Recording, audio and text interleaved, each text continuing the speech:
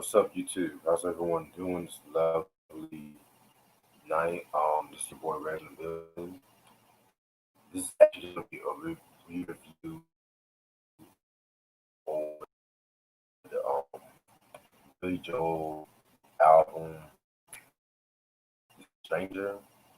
Reason why for the me playing some the songs on the album. So I'm just gonna do this without the music. Pains me that I gotta do this shit all over again, but it is what it is. So yeah, just to let y'all know, y'all should know who Billy Joel is. I'm just gonna give y'all a quick rundown about his whole career and shit like that. He got his first album came out 1971. 1971, it was called Cold Spring Harbor and stuff like that. That album pretty much, it got him noticed a little bit, but the way it was mastered, he didn't like the way it was mastered because of the fact that um, it made his voice higher than it was, pretty much, like simply, to simple put. So fast forward, next album he had Piano Man, the Piano Man album. That came out in '73. That was the first album he did with Columbia Records.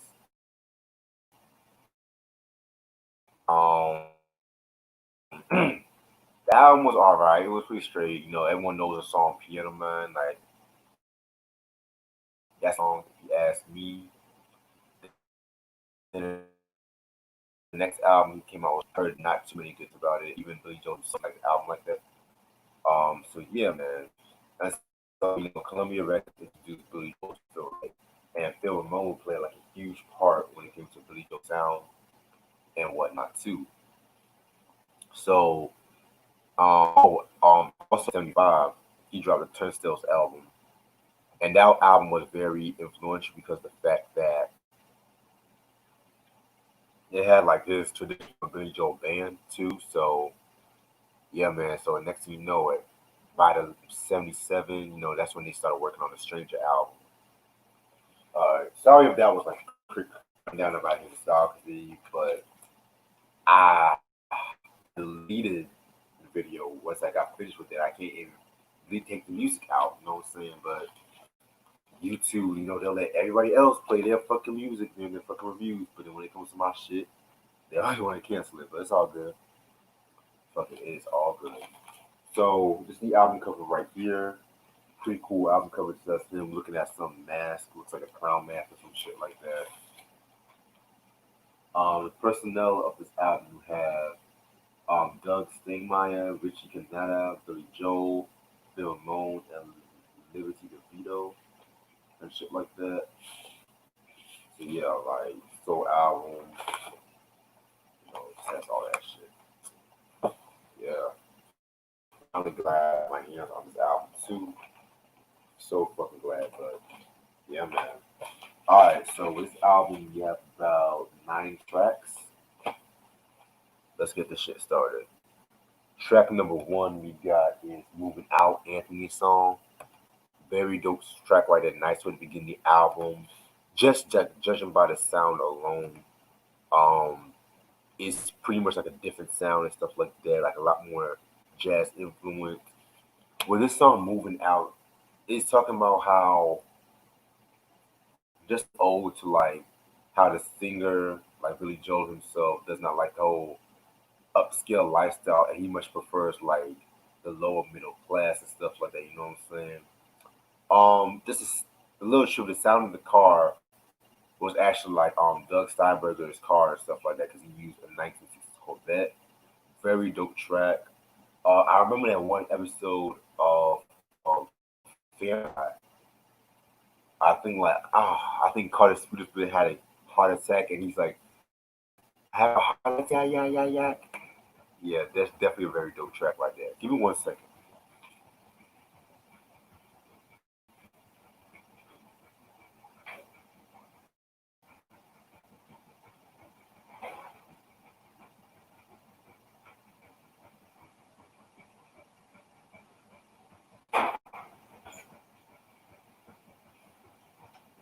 Sorry about that.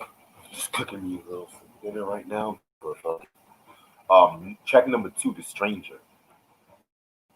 very, very dope track right here. When it comes to the stranger, man, it's just very haunting. That beginning is so fucking haunting, like the piano intro and stuff like that. And Billy Joel originally wants like the melody to have like a wind instrument, and pretty much he whistled the melody to Phil Ramone.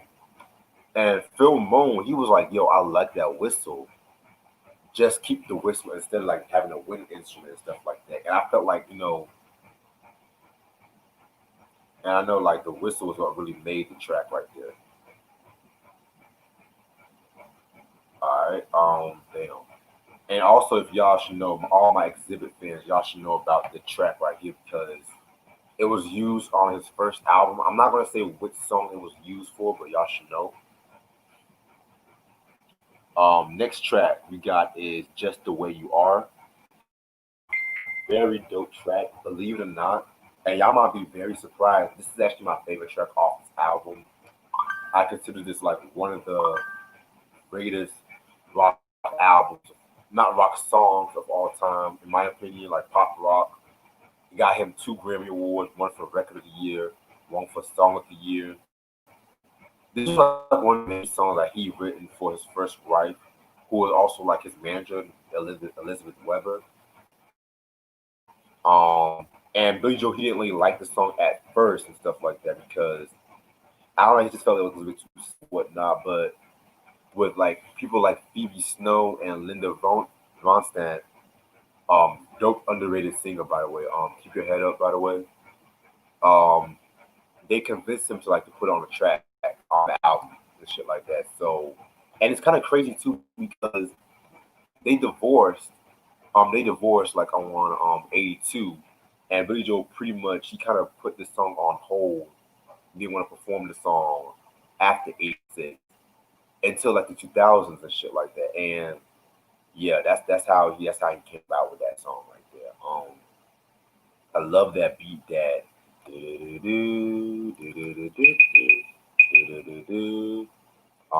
Very like I said, very dope track right there. Just the way you are, very timeless song, very fundamental song when it's done right. Next track, scenes from an Italian restaurant. This is probably like one of the most his most impressive song, period. And it's like one of his most longer songs. It's like just you go into like this Italian restaurant, like it's very fancy restaurant and some shit like that. Um, and you see everybody having like their own in their own steeds. Everyone having a good time. Every time I hear this song, I always think about that show Cheers. With Ted Danson and Shelley Long. Just the place where everything was just the perfect way to describe that track there. Yeah, very. I love that song. Billy, he was very influenced by the Beatles with the second side of the Abbey Road. The second side of the Abbey Road, he was influenced by that shit. Yes.